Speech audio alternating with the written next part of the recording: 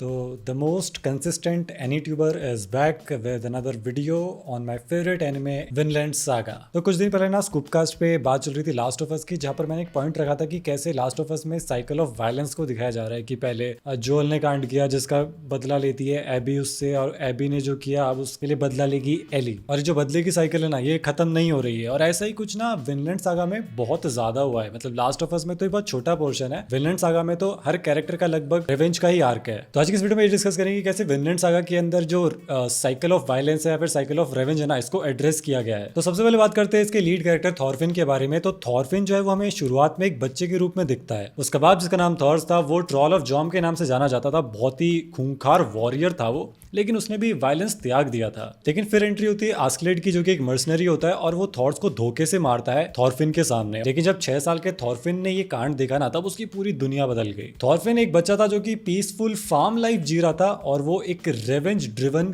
Killer में convert हो जाता है। और आयरॉनिकली वो आस्कलेड के ही क्रू में शामिल हो जाता है, सिर्फ इसलिए कि वो एक फेयर ड्यूल में आस्कलेड को मार सके। बहुत साल बीत जाते हैं और देखते ही देखते थॉरफिन जो एक रूथलेस वॉरियर में किलर में कन्वर्ट हो जाता है, जो कि किसी को भी मार सकता है आस्कलेड तक पहुंचने के लिए या आस्कलेड को मारने के लिए। जहां पहले उसको जाना जाता था सन ऑफ थॉर्स के नाम से, अब उसको एक नया टाइटल मिल गया है, the boy seeking revenge. Vinland saga की ना ब्यूटी ही यही है कि वो हमें दिखा रहा है कि जो रेवेंज होता है ना, वो सिर्फ तुम्हें पेन नहीं देती, फिजिकल पेन नहीं देती, बल्कि वो तुम्हारी सोल को तुमसे छीन लेती है। थॉरफिन इस रेवेंज के चक्कर में, आस्कलेड को मारने के चक्कर में अपनी ह्यूमैनिटी को खो देता है। The cost of revenge. अब बात करते हैं उस एक पर्टिकुलर मोमेंट की, जो कि पूरी सीरीज का सबसे शानदार मोमेंट है। वो मोमेंट जब थॉरफिन के सामने से उसकी लाइफ का गोल खत्म हो जाता है, छिन जाता है, जब कैन्यूट जो है वो आस्कलेड को मार देता है थॉरफिन के सामने, और जो थॉरफिन का बदला है वो धरा का धरा रह गया। थॉरफिन ना उस मोमेंट पर और उसके बाद में पूरा कंफ्यूज था, ब्रोकन था, वो लॉस्ट था कंप्लीटली, क्योंकि उसको नहीं पता था कि अब उसको आगे लाइफ में क्या करना है। पूरी जिंदगी ना वो एक ही चीज की तरफ देख रहा था, बदला। उसको सिर्फ एक ही चीज चाहिए थी, बदला उसका यही पर्पस था। लेकिन अब जब वो नहीं रहा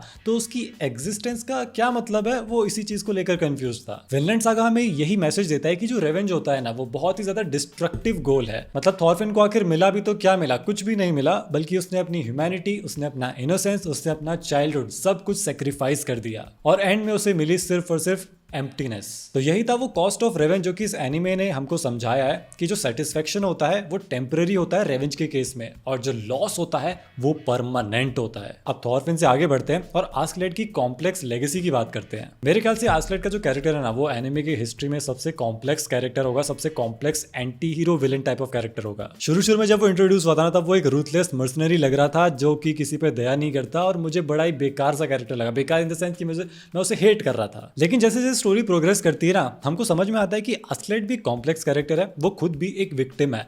उसकी जो माँ थी उसको वाइकिंग्स ने बहुत ज्यादा टॉर्चर किया था, और वो वाइकिंग्स को हेट भी करता था और उनके साथ भी रहता था। आस्कलेड जो है वो वायलेंस का मास्टर था, लेकिन वो इस चीज को स्ट्रेटेजी के साथ में यूज करता था। उसका अल्टीमेट सेक्रीफाइस क्या था? उसने कैन्यूट को पावर देने के लिए खुद को सेक्रीफाइस कर दिया। ये दिखाता है कि वो वायलेंस का यूज वायलेंस को रोकने के लिए ही कर रहा था। आस्कलेड इस उम्मीद में था कि फ्यूचर जो है वो पीसफुल होगा, इसलिए वो कहता भी है कैन्यूट को आखिरी समय पे कि can you be a true king. Askeladd वैसे तो थॉरफिन के लिए विलन ही था, लेकिन वो धीरे धीरे उसका मेंटर भी बन गया था, और उसी की वजह से थॉरफिन को समझ में भी आया कि इस रेवेंज वगैरह में कुछ नहीं रखा हुआ। और शायद से जो आस्कलेड का गोल था कि फ्यूचर पीसफुल हो, वही थॉरफिन का भी गोल बन गया। ये जो साइकिल ऑफ वायलेंस है, साइकिल ऑफ रेवेंज है, ये सिर्फ थॉरफिन और आस्कलेड तक सीमित नहीं है, यहाँ पर कैन्यूट भी शामिल है। इनिशियल एपिसोड्स में कैन्यूट जो है वो बहुत ही वीक किंग था, लेकिन जब उसके सामने वायलेंस होता है ना, जब वो वायलेंस का फर्स्ट हैंड विटनेस बनता है, तब उसका जो कैरेक्टर है वो ड्रामेटिकली चेंज हो जाता है। रैग्नार की डेथ के बाद में कैन्यूट की फिलॉसफी चेंज हो जाती है। वो लव को वीकनेस मान लेता है और पावर को समझता है कि पावर ही सब कुछ है। और कैन्यूट की जर्नी हमें दिखाती है कि power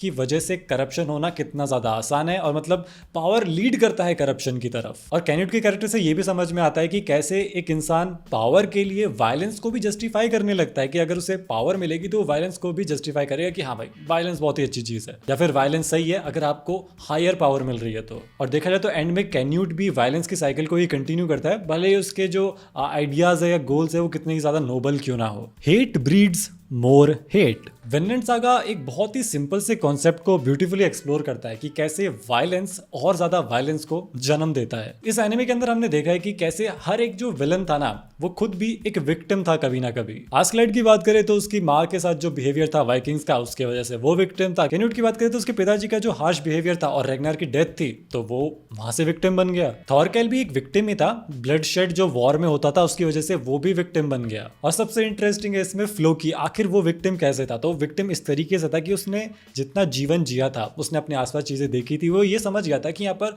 survival of the fittest है, तो वायलेंस का यूज उसको भी करना पड़ा। ये जो एनिमे है ना ये ब्रिलियंटली दिखाता है कि वायलेंस जो है वो एक नेवर एंडिंग लूप है। आस्लेट थॉरफिन के लिए विलन था और वो उसे बदला लेना चाहता था, और आस्लेट खुद भी किसी और की साइकिल का हिस्सा था, किसी और की रेवेंज साइकिल का। जब कोई आर्मी किसी विलेज को रेड करती है तो जो सर्वाइवर्स होते हैं वो बड़े होकर ये सोचते हैं कि अब हम उन लोगों को मारेंगे जिन्होंने हमारे साथ में बुरा किया था, और जो साइकिल है ये कंटिन्यू होती रहती है। तो फिर इन्हीं सब बीच में जो वायलेंस की साइकिल है, इसमें फार्मलैंड जो आर्क था, फार्मलैंड सागा कह लो, उसका क्या सिग्निफिकेंस था? देखो, हो सकता है कि एनिमे फैंस को जो पूरा आर्क था ना ये काफी स्लो लगा होगा, लेकिन ये मास्टरपीस था। क्यों? क्योंकि मुझे लगता है कि यहाँ पर ना थॉरफिन का रीबर्थ हुआ था, और वो बहुत ही इंपॉर्टेंट है। जिसने मांगा पढ़ी उसको पता है कि वो रीबर्थ कितना ज्यादा इंपॉर्टेंट है इस पूरी कहानी के लिए। जब थॉरफिन स्लेव बन जाता है ना तब उसको काफी सारा टाइम मिलता है इंट्रोस्पेक्शन के लिए। वो चीजों को समझता है, सोचता है, देखता है कि आगे क्या करना है। और शैतल के फार्म पर ना वो नई फसल उगाता है, और मेटाफोरिकली देखें तो वो खुद की नई आइडेंटिटी को ग्रो कर रहा होता है। शैतल का जो बेटा था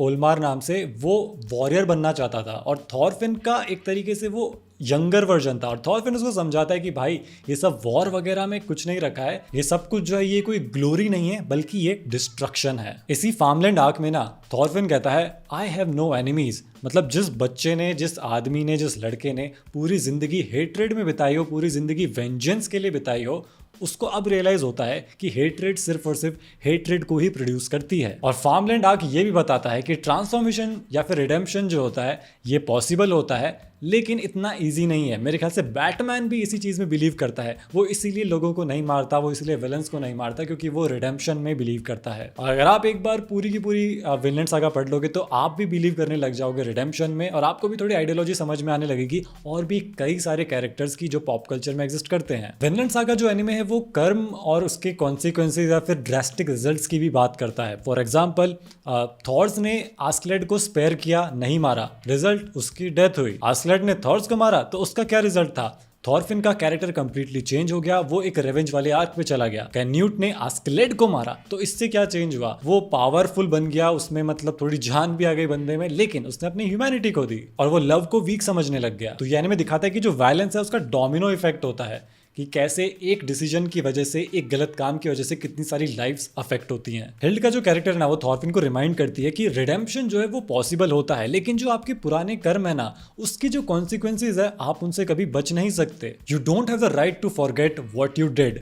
हिल्ड की जो लाइन है ना ये प्रूव करती है कि वायलेंस के जो स्कार्स होते हैं, जो वायलेंस के निशान होते हैं, जो कॉन्सिक्वेंसेज होती हैं वो परमानेंट होती हैं। तो अगला टॉपिक ये है कि विनलैंड सागा जो है वो नॉर्स माइथोलॉजी से बहुत ही ज्यादा इंस्पायर्ड है, स्पेशली रैग्नारॉक कॉन्सेप्ट से, यानी कि एक दुनिया का अंत होगा और फिर से वो दुनिया स्टार्ट होगी और ये साइकिल चलती रहेगी। नॉर्स माइथोलॉजी में ना फैटलिज्म का कॉन्सेप्ट बहुत ही ज्यादा प्रोमिनेंट था, यानी कि आपकी जो डेस्टिनी है आप उसको एस्केप नहीं कर सकते, और जो थॉरकेल वाला कैरेक्टर है ना वो इस चीज को परफेक्टली रिप्रेजेंट करता है। मेरे कहने का मतलब है कि वॉर और डिस्ट्रक्शन ये सब कुछ इनएविटेबल है। थॉरकेल इस सीरीज में कहता भी है कि a true warrior needs no reason to fight, और ये जो बिलीफ है ना ये नॉर्स माइथोलॉजी में बहुत ही ज्यादा यूज होता है। लेकिन यहाँ पर ट्विस्ट ये है कि विनलैंड सागा की जो कहानी है ना ये चैलेंज करती है या फिर इस चीज को कहीं ना कहीं दिखाती है कि जो फैटलिज्म वाला कॉन्सेप्ट है ना इस चीज को एस्केप किया जा सकता है। ये जो साइकिल है रेवेंज की इसको ब्रेक किया जा सकता है, वायलेंस की साइकिल को ब्रेक किया जा सकता है। इस कहानी में थॉरफिन ना विनलैंड की खोज में निकल जाता है, एक पीसफुल लैंड। तो ये जो स्टोरी का पार्ट है ना ये कहीं ना कहीं चैलेंज कर रहा है फैटलिज्म को, या फिर जो डेस्टिनी वाला कॉन्सेप्ट है ना कि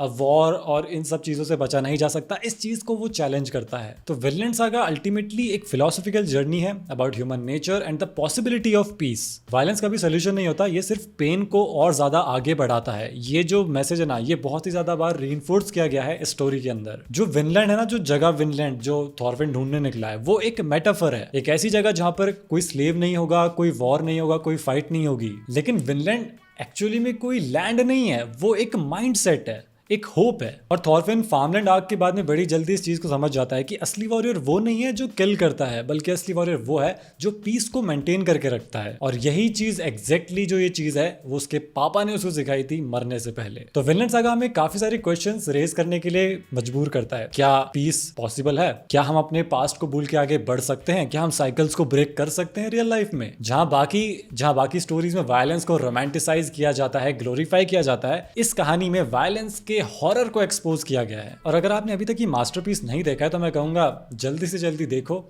ये सिर्फ एक एनिमे नहीं है बल्कि एक एक्सपीरियंस है जो आपको डीपली अफेक्ट करेगा। And I suggest you to read the manga as well. तो stay positive, be awesome, keep watching anime and don't forget to like, share, subscribe जो भी कर देना यार। डिस्क्रिप्शन में सारे लिंक भी दे रखे हैं। So tell me you got it right now.